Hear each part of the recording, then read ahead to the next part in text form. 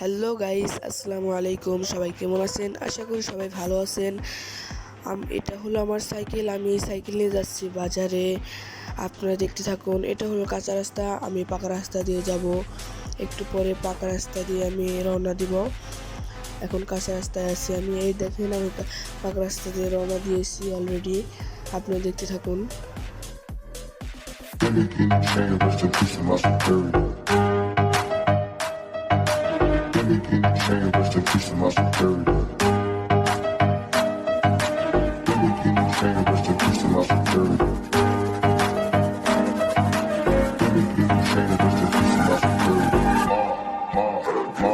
Area.